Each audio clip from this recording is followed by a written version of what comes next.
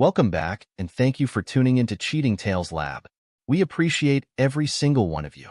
We'd love to know what part of the world are you watching from right now. Let us know in the comments. Now, let's dive into today's story. The corner office on the 37th floor of Meridian Technologies headquarters offered a panoramic view of the city skyline, but Clinton McMullen barely noticed it anymore. His attention was fixed on the quarterly operations report displayed on his dual monitors, fingers dancing across the keyboard as he refined the presentation for tomorrow's board meeting. A gentle knock interrupted his concentration. Mr. McMullen? Sarah Chin, his executive assistant for the past 5 years, stood in the doorway. Her usually composed expression carried a hint of discomfort. "Do you have a moment?" Clinton gestured for her to enter, noting the slight hesitation in her step. Sarah had proven herself invaluable over the years, efficient, discreet, and most importantly, honest. The uncertainty in her bearing was unusual. "What's on your mind, Sarah?" She closed the door behind her, another warning sign. "Sir, I'm not sure if I should mention this, but given how long we've worked together." She took a deep breath. "I saw Mrs. McMullen yesterday at the Grand Somerset Hotel." Clinton's fingers stilled over the keyboard. "The Somerset? Tanya's in Oregon visiting her mother." "I know, sir. That's why I felt I should." Sarah shifted uncomfortably. She was with a man. They seemed intimate. The room temperature seemed to drop several degrees. Clinton maintained his composed exterior, even as his mind began cataloging details. Tanya had left for Oregon 3 days ago, claiming her mother had taken a bad fall.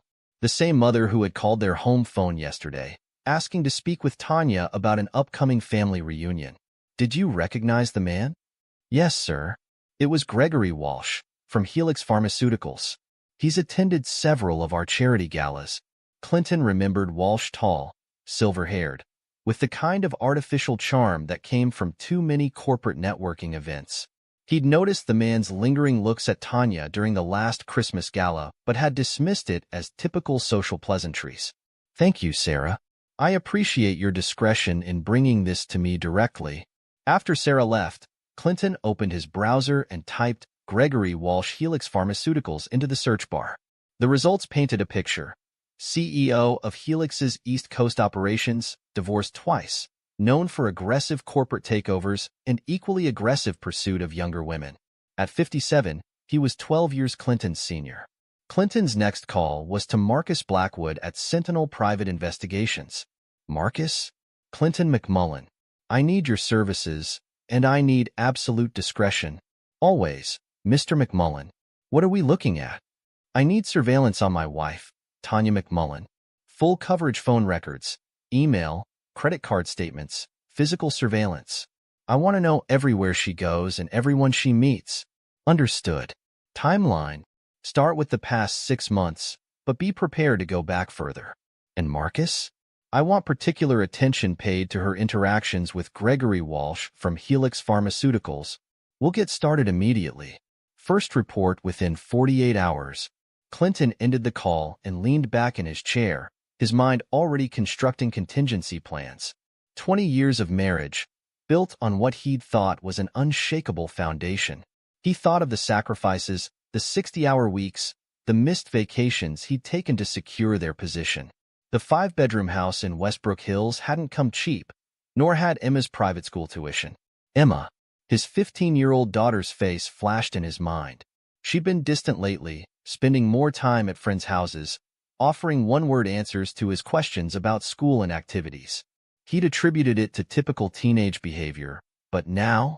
That evening, Clinton maintained their normal routine.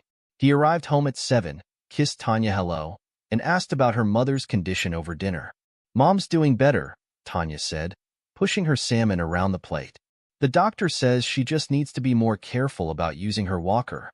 Clinton watched his wife of 20 years lie to his face with practiced ease. Tanya had always been beautiful honey blonde hair, green eyes, the kind of figure that turned heads at charity galas.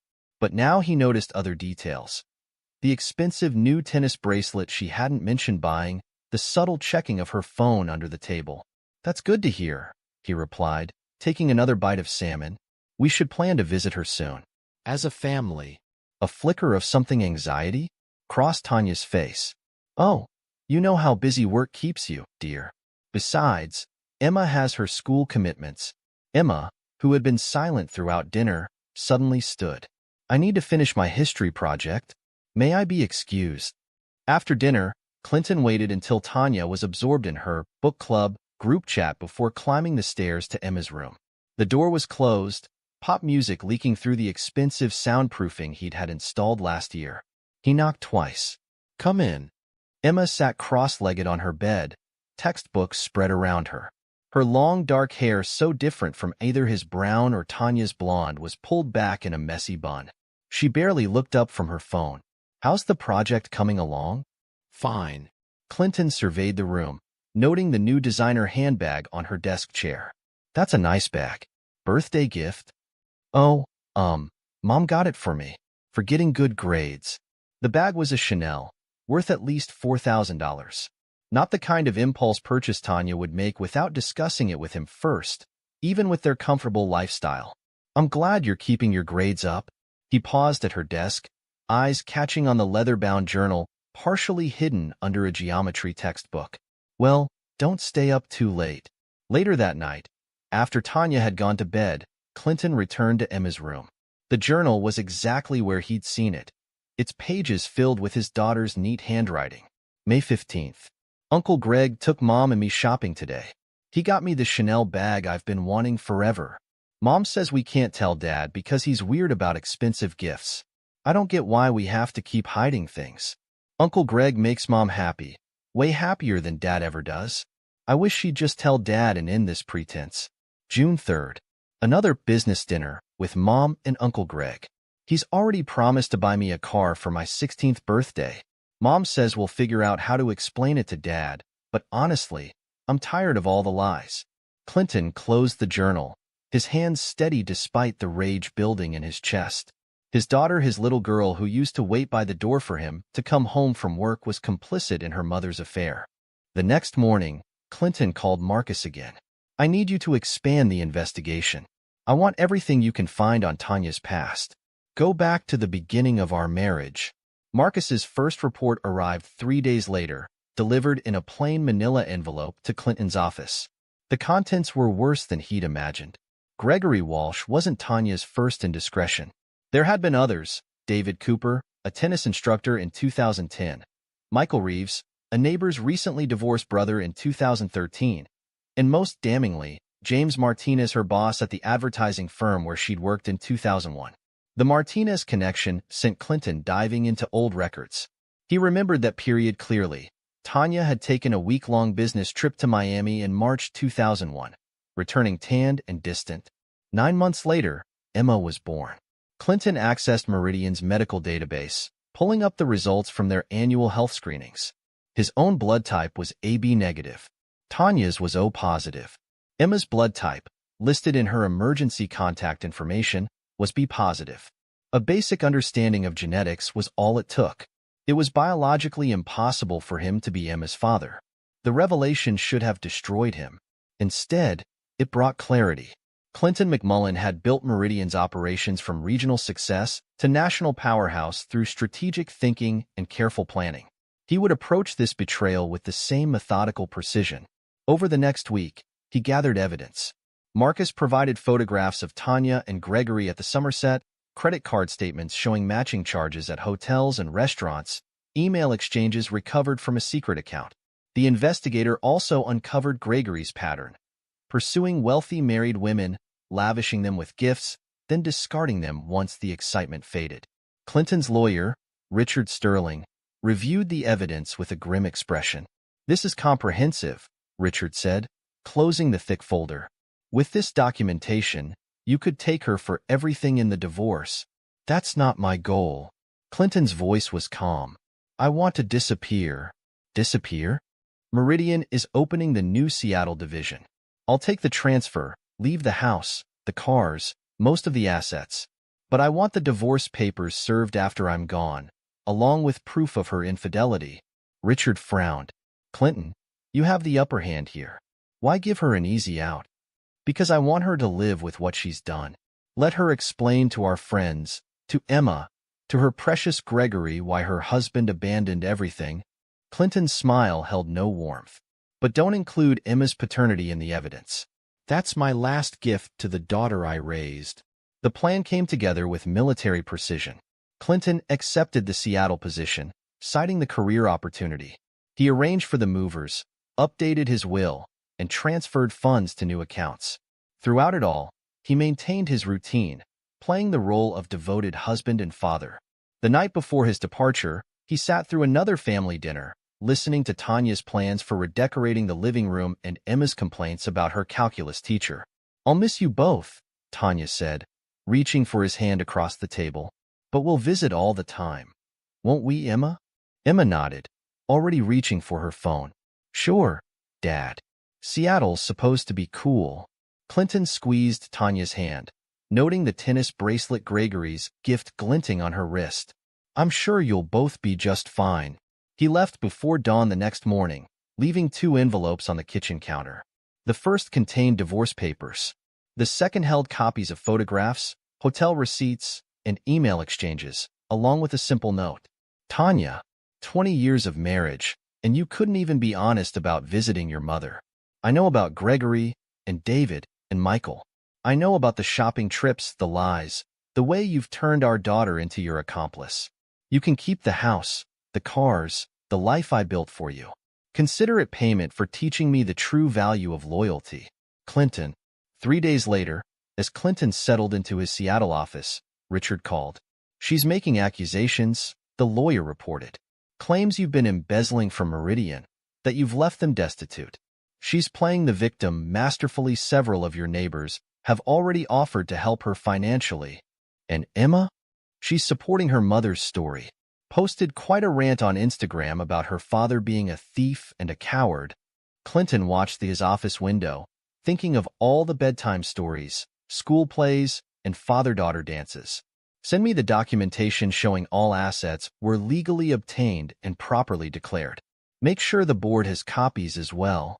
What about Emma's posts? Want me to have them taken down?" "No." Clinton's reflection stared back at him, shoulders straight, jaw set. "Let them tell their stories. The truth has a way of surviving lies." He ended the call and turned to his computer, where Meridian's West Coast expansion plans awaited his attention. In the end, Tanya had given him something valuable: freedom from illusions. He had built one successful life from nothing. He could do it again. Seattle, 2017. Clinton McMullen's new office at Meridian Technologies' Seattle headquarters. The space was smaller than his previous corner office in New York, but the view of Puget Sound held its own stark beauty. 6 months had passed since his calculated exit, and the West Coast division was already exceeding projections under his leadership. Marcus Blackwood's weekly report sat open on his laptop. Subject T continues to maintain her victim narrative. Social circles largely sympathetic. Country club membership retained through Walsh's influence. Subject appears to be liquidating personal assets despite maintaining lifestyle. Walsh seen with multiple female companions at various events, though presents publicly with Subject. Subject E graduated high school with honors. Accepted to NYU marketing program. Social media presence continues to paint negative picture of client. Latest post, attached, claims financial abuse and controlling behavior during childhood. Clinton closed the report, his expression unchanged. He'd expected nothing less from Tanya. She'd always excelled at manipulating narratives to her advantage. The country club membership didn't surprise him either. Gregory Walsh collected trophy women like some men collected cars, and Tanya was still attractive enough to be useful at corporate events. His intercom buzzed. "Mr. McMullen? The Q3 operations review is starting in 5 minutes. Thank you, Jennifer." His new assistant was pure efficiency, without Sarah Chin's personal touch. But that suited him now. Personal connections had proven to be liabilities. The operations review showcased the results of Clinton's focused leadership. West Coast revenues up 32%, operating costs down 18%, 3 new strategic partnerships secured. The board members attended virtually, their faces on the conference room screen showing increasing approval as he detailed his plans for expansion into emerging tech markets. "Impressive work, Clinton," said Howard Thorne, board chairman. Very different from the East Coast Division's recent challenges, Clinton allowed himself a small smile. He'd heard about Meridian's New York operations struggling since his departure. Gregory Walsh's attempts to leverage Tanya's accusations had backfired when the board received Clinton's meticulously documented financial records. Thank you, Howard. I believe in letting results speak for themselves. After the meeting, Clinton reviewed another email from Richard Sterling. Tanya's lawyer is pushing for additional asset discovery. Claims there must be hidden accounts based on your sudden lifestyle change. I've provided documentation showing all assets were properly declared in the divorce. Walsh's involvement is becoming more obvious, seeing his usual aggressive tactics. On a related note, Emma's social media campaign has gained traction in certain circles. Several news outlets have reached out for comment on the allegations of financial manipulation and abandonment. How would you like to proceed? Clinton's response was brief. No comment. Forward any media inquiries to Meridian's PR department. Continue monitoring Walsh's involvement. Year 2019. The Seattle division's success had exceeded even Clinton's expectations. His promotion to executive vice president came with a corner office on the top floor and a clear path to CEO. He maintained his routine, 14-hour workdays, healthy meals delivered to his office, regular gym sessions at 5 a.m. His body was leaner now, hardened by purpose rather than mere discipline. Marcus's quarterly report brought unexpected news. Walsh's involvement with Subject T appears strained. Multiple witnesses report public arguments at social events. Subject's attempts to secure position on Helix Pharmaceuticals' charitable board rejected. Walsh seen regularly with Jessica Chen, 28, junior executive at rival firm. Subject T graduating NYU next month. Currently interning at Walsh's company. Relationship with Subject T shows signs of tension, multiple social media posts deleted, fewer public appearances together. Clinton archived the report without comment. He'd expected Walsh to discard Tanya, eventually men like him always did. The timing coincided with Tanya's 45th birthday, and Walsh had never kept a woman past a certain age, as his divorce records indicated. That evening, during his usual review of company operations, Clinton noticed an irregular pattern in the East Coast pharmaceutical accounts. A deeper dive revealed attempted probes of Meridian's security systems, originating from Helix Pharmaceuticals' network. He called Richard. I need a discrete audit of all interactions between Meridian and Helix over the past 3 years.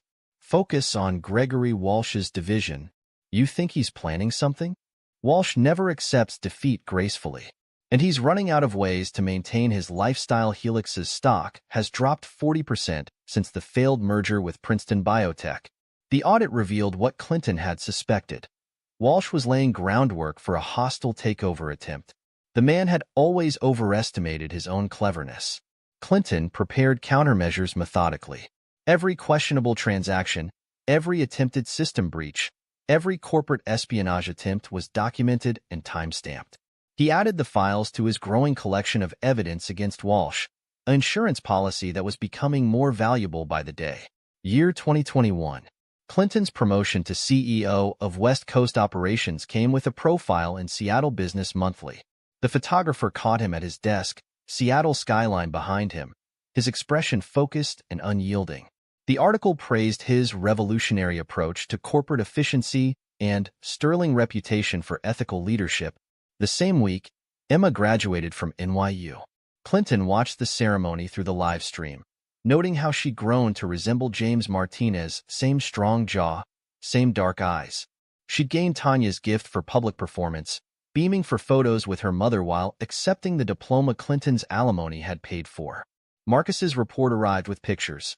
Emma starting her job at a prestigious New York marketing firm, Tanya alone at charity events previously attended with Walsh, Walsh with his new girlfriend at the mayor's ball. Subject T attempting to maintain social position without Walsh's support. Multiple credit cards declined at high-end retailers. Mortgage refinancing application rejected. Subject E's social media posts about client decreased, but continue to reference recovering from toxic childhood. Walsh's company showing signs of financial distress. 3 board members resigned last quarter. SEC investigating irregular trading patterns. Clinton forwarded the report to Richard with one question. Time to apply pressure? The lawyer's response was immediate. Not yet. Let them dig deeper. Year 2023. The Seattle weather matched Clinton's mood as he reviewed the morning briefings. Meridian's West Coast division had just acquired their biggest competitor, cementing their market dominance. The board was discussing expanding his role to global operations. Jennifer's voice came through the intercom. Mr. McMullen, there's a young woman here insisting on seeing you. She doesn't have an appointment, but she says she's your daughter. Clinton pressed the button. How long has she been waiting? About 20 minutes. Should I call security? He checked the security feed on his laptop. Emma stood in the reception area, designer clothes less polished than her social media posts suggested, hands clutching an oversized bag. 8 years had aged her from teenager to adult, but her posture still showed Tanya's influenced, practiced grace masking desperation. Send her in. Emma burst through the door, her composed facade cracking. How dare you ignore my messages? Do you know what we've been through because of you? Clinton observed her calmly. Close the door if you're planning to continue shouting. She slammed it shut. Mom is sick. She has cancer. We can't afford the treatments because you cleaned out all the accounts when you ran away. And now I'm supposed to be planning my wedding, but we can barely make rent. Sit down, Emma.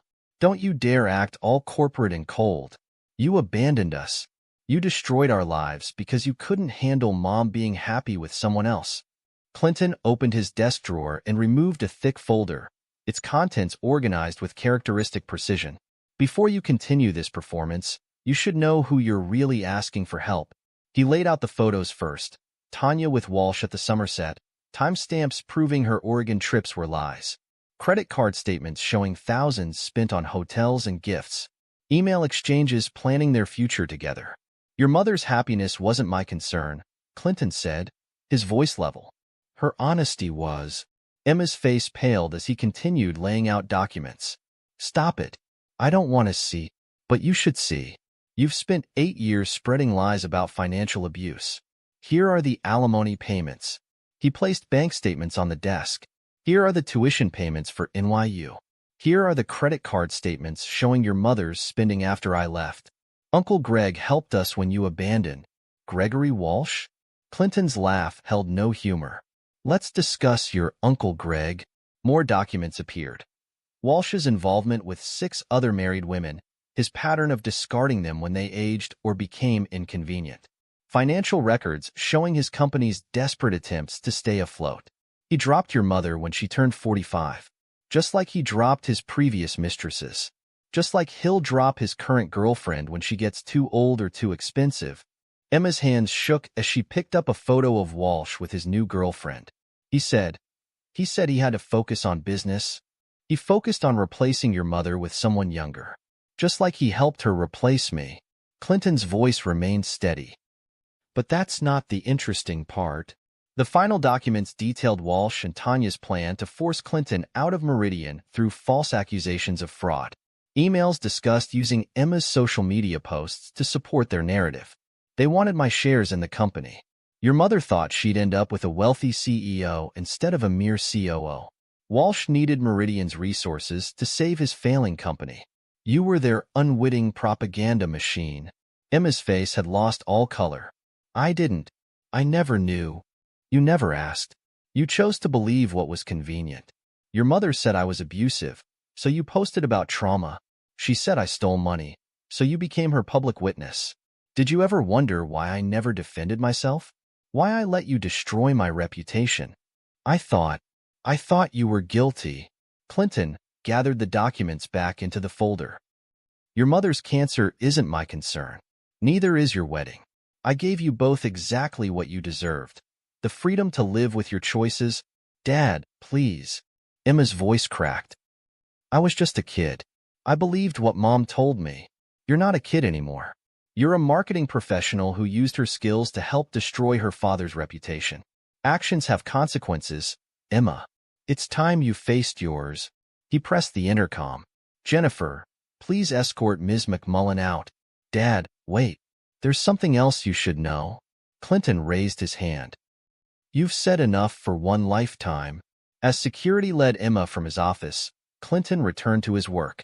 That evening, Richard called with urgent news.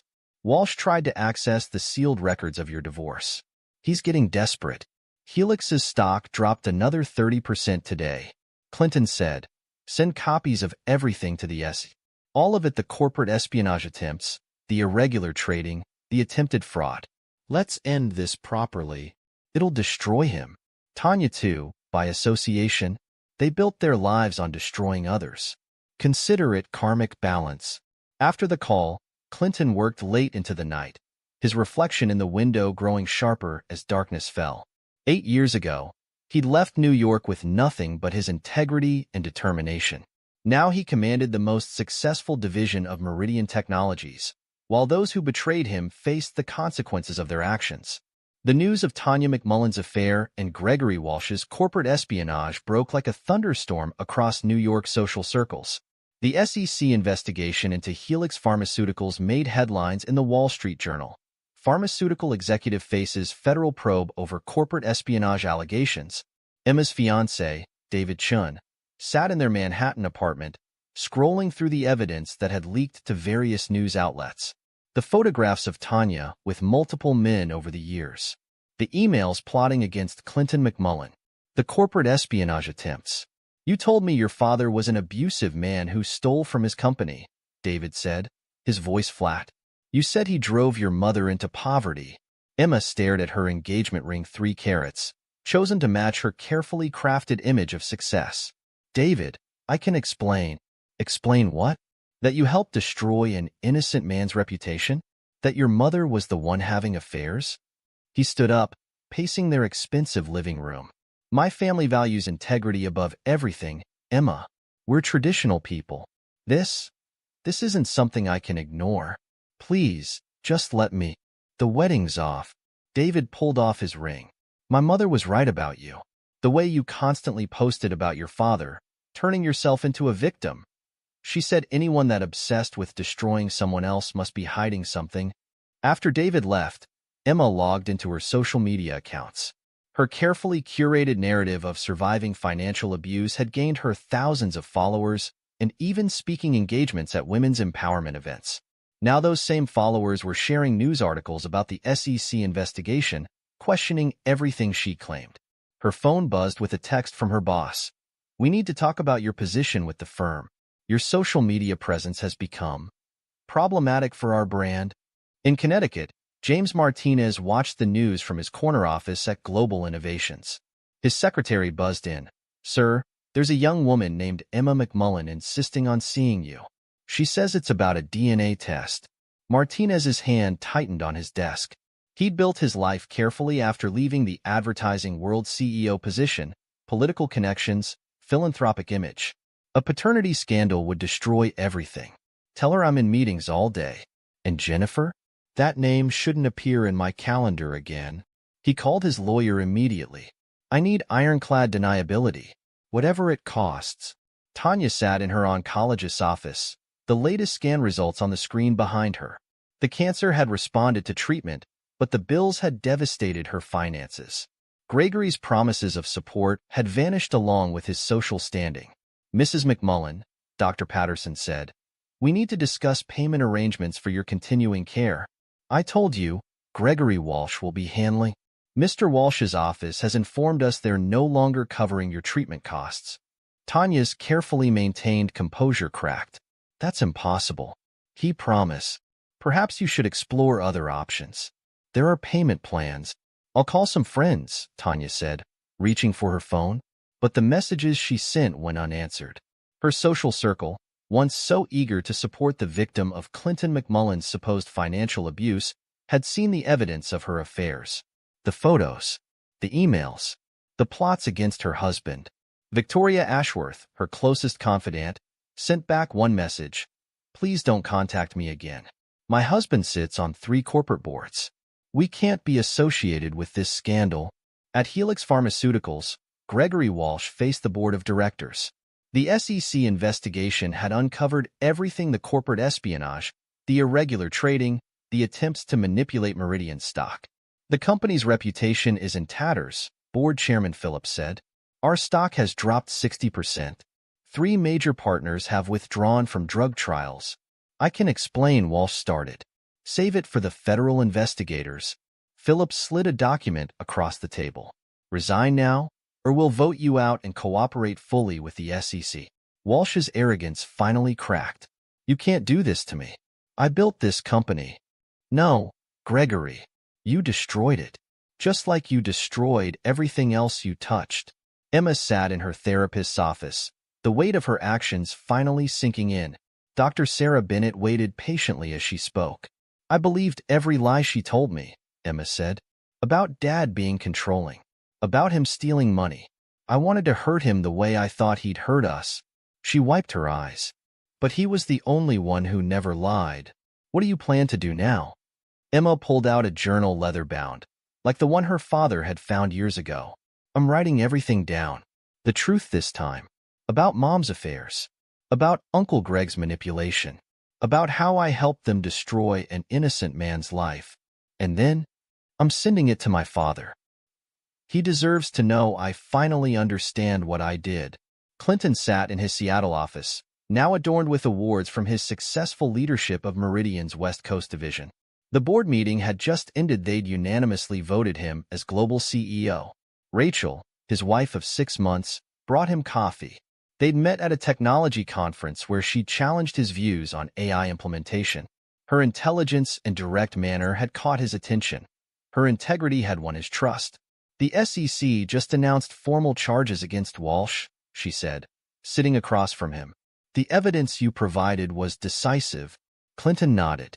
The manila envelope containing Emma's therapy journals sat unopened on his desk. Are you going to read it? Rachel asked. Eventually. He turned to the window. Some things need time to settle. She's trying to make amends. Amends require more than words, Rachel. They require accepting consequences. His phone buzzed another wedding invitation from Emma. The ceremony would be small, she wrote. No publicity. No social media. Just truth and humility. Clinton marked it, returned to sender, without opening it. Some bridges weren't meant to be rebuilt. They served better as reminders of why we stopped crossing them. The Seattle Times ran a profile on Clinton McMullen, newly appointed global CEO of Meridian Technologies. The article praised his unwavering integrity and strategic brilliance in exposing corporate espionage while building the company's most successful division. In a small apartment in Boston, Emma read the article. Her marketing career was over. No firm would touch her after the scandal. She worked as a junior copywriter now, starting over with hard-earned humility. Her phone showed a news alert. Gregory Walsh had pleaded guilty to securities fraud. Another alert. James Martinez had stepped down from Global Innovations, citing personal reasons after Emma's paternity claims gained media attention. In Connecticut, Tanya lived in a rented condo, her luxury home sold to pay medical bills.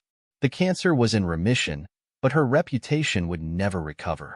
Her friends had abandoned her, her lover had betrayed her, and her daughter had learned the bitter taste of truth.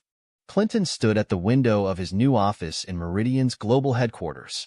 Rachel worked beside him, reviewing acquisition proposals. They'd built a partnership based on mutual respect and unwavering honesty. The board wants to know if you'll speak at the ethics conference, Rachel said. Your story about exposing corporate espionage has become a case study in business schools. Clinton smiled slightly. Sometimes the best lessons come from letting people face the consequences of their choices. Clinton McMullen had learned long ago that some stains weren't meant to be washed away. They were meant to remind us why we chose to walk away from the storm. On his desk, a new initiative awaited his signature. The Meridian Integrity Project, dedicated to exposing paternity fraud and corporate espionage. He'd turned his pain into purpose, his betrayal into a beacon for others. Clinton stood unmoved. He'd built his life twice now, first from nothing, then from betrayal.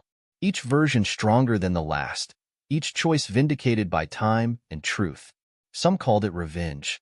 Clinton called it justice. And justice, like karma, needed no explanation. Epilogue. The Manhattan social scene had long memories. At 60, Tanya McMullen Walsh lived in a modest 2-bedroom apartment in Queens, far from her former Westbrook Hills mansion. Her carefully maintained beauty had faded, replaced by the harsh lines of someone who'd lost everything worth keeping. She sat alone at her kitchen table, reading the Wall Street Journal's latest profile on Clinton McMullen. Under his decade of leadership, Meridian Technologies had become a global powerhouse. The article praised his revolutionary approach to corporate integrity and the Meridian Integrity Project, which had exposed dozens of corporate fraud cases and supported countless victims of paternity fraud. Her phone buzzed another collection agency. The cancer treatments might have saved her life, but they destroyed her finances. Gregory Walsh's promise to cover her medical bills had vanished along with his fortune after the SEC investigation. He'd served 3 years in federal prison for securities fraud and corporate espionage. Now at 70, he lived in a retirement community in Florida, his empire reduced to Social Security checks and bitter memories. Tanya's former friends had made their choices clear. Victoria Ashworth, once her closest confidant, had written a tell-all book, The Art of Deception. My Years with a Social Climber. It had spent 6 weeks on the bestseller list, each page exposing another layer of Tanya's manipulations. Her phone rang again. Emma, calling from Boston. Mom, did you get the invitation to Jack's 5th birthday party? Tanya's grandson had her green eyes, but none of her deception. Emma had married Michael Crawford, an accountant who valued honesty above status. Their modest life was everything Tanya had once despised. I did, sweetheart. But I'm not sure. It's just family, Mom. Small gathering. Emma's voice held the careful tone of someone who'd learned to measure trust in teaspoons. Michael's parents will be there. His sister, Kate. The unspoken name hung between them. Clinton wouldn't be there. He'd maintained his position on reconciliation through the years. Emma had learned to respect his boundaries, understanding that some bridges couldn't be rebuilt with apologies alone. In Seattle, Clinton's office at Meridian's global headquarters offered a view of the city he'd made his own. At 65, his hair had gone steel gray, but his presence remained commanding. The Wall Street Journal article sat on his desk beside newer achievements, honorary doctorates, humanitarian awards, and pictures of his family with Rachel. Their twin daughters, Sarah and Lauren, had inherited their parents' sharp minds and unwavering principles. At 16, they were everything Emma could have been: honest, direct, and fiercely loyal. Rachel entered with their morning coffee ritual. 20 years of marriage had deepened their connection, each year adding layers of trust to their foundation. The Integrity Project's latest report is ready for review, she said, sliding a tablet across his desk. We've identified 3 new cases of corporate fraud and helped 20 families affected by paternity fraud last quarter. Clinton nodded, remembering the project's origins in his own pain. How's the university partnership progressing? Harvard Business School wants to expand the case study program. Your stories become required reading in their ethics curriculum. The corner of his mouth lifted slightly. Karma does have a sense of education. His phone buzzed. Marcus Blackwood's quarterly report on the past players in his life's drama. Gregory Walsh released from assisted living facility after second stroke. Medical bills depleted remaining assets. Now residing in state-funded care home in Tampa. James Martinez resigned from all board positions after paternity claims surfaced. Currently living in Portugal, avoiding U.S. media. Subject team maintains minimal lifestyle in Queens. Monthly medical bills exceed income. Attempts to publish memoir rejected by multiple publishers. Subject E continues copywriting work in Boston. Second child expected in December. Social media presence remains minimal, focused on family photos and children's activities. Clinton archived the report. He'd stopped reading them years ago for any emotional content. They were simply data points now, confirmation that choices had consequences. A reminder popped up on his calendar. Sarah and Lauren's science fair that evening. They developed a blockchain application for verifying corporate financial records, inspired by their father's work in corporate transparency. The girls want to stop for ice cream after the fair, Rachel said, reading his schedule. Lauren mentioned that new place by the waterfront. Clinton smiled, a real one this time. Let's make it dinner too. They deserve a proper celebration. In a Tampa nursing home, Gregory Walsh stared out his window at the Florida sun. Copies of old business magazines sat untouched on his bedside table, reminders of his former life as a corporate titan. His second stroke had left him partially paralyzed, dependent on state aid after his assets were drained by legal fees and settlements. His younger girlfriend had left when the money ran out. His children from previous marriages didn't visit. His reputation, once his most valuable asset, was now a cautionary tale in business ethics courses. A nurse brought his evening medication. "Mr. Walsh, you have a visitor." Victoria Ashworth stood in the doorway, recorder in hand. "Hello, Gregory. Ready to tell your side of the story?" He turned away. Even his part in Tanya's downfall had been taken from him, reduced to a chapter in someone else's expose. Emma sat in her home office in Boston, finishing an article for a small business newsletter. Her social media accounts, once filled with attacks on her father, now showed only her children's milestones and family moments. Jack played with his toys nearby while she rubbed her growing belly. The new baby, another boy, would carry the Crawford name. She'd learned to find peace in simple truths. Love without manipulation, success without destruction. Michael came home from his accounting firm, kissing her cheek. "How are my favorite people?" "We're good." Mom called about Jack's party. He nodded, understanding the complexities. "And your father?" "Same as always." The twins sent pictures from their science fair, though. "They're brilliant, just like him." Emma had learned to appreciate her father's success from afar. His new family represented everything she'd helped destroy in her old one. Trust, honesty, unconditional love. She opened her laptop, checking the Meridian Integrity Project's website. Her father's latest initiative had helped expose 3 major corporate fraud cases and provided support for dozens of families affected by paternity fraud. His pain had become purpose, his betrayal transformed into a legacy of truth. Clinton and Rachel hosted their annual employee appreciation dinner at their Seattle home. The twins entertained guests with stories from their coding projects, while Rachel discussed the Integrity Project's university partnerships. Howard Thorne, now retired from Meridian's board, raised a toast. To Clinton McMullen, the man who turned betrayal into a billion-dollar lesson in corporate integrity, Clinton surveyed the room: his wife, his daughters, his legacy of truth. He'd built this life twice. Once from nothing, then from betrayal. Each version stronger than the last, each choice vindicated by time. Later that night, after the guests had left, Clinton stood at his home office window. Rachel joined him, their reflections overlapping in the glass. "Emma sent pictures of Jack," she said softly, "and an ultrasound of the new baby." Clinton nodded. He kept a folder of these images, separate from business files and project reports. Not for reconciliation, some bridges served better as memories, but as reminders that truth had its own way of rebuilding what lies destroyed. "Sarah and Lauren want to expand the Integrity Project," Rachel continued. "They've designed an AI system to detect patterns of corporate fraud, like father, like daughters." Clinton smiled. Clinton McMullen had learned decades ago that some storms were meant to be weathered, not escaped. They carved new paths, revealed hidden strengths, and sometimes, if you stood firm enough, they washed away just enough of the past to let the future shine through. In Queens, Tanya stared at old photos of her former life. In Tampa, Gregory Walsh faced his legacy of destruction. In Boston, Emma raised her children on hard-earned wisdom. And in Seattle, Clinton McMullen stood with his true family, having turned life's hardest lesson into his greatest victory. Sometimes the best revenge isn't in destruction, but in rebuilding something stronger from the ruins. The rain kept falling, but Clinton had long since learned to dance in storms. This is where our story comes to an end. Share your thoughts in the comment section. Thanks for your time. If you enjoy the story, please subscribe to this channel. Click on the video you see on the screen, and I will see you there.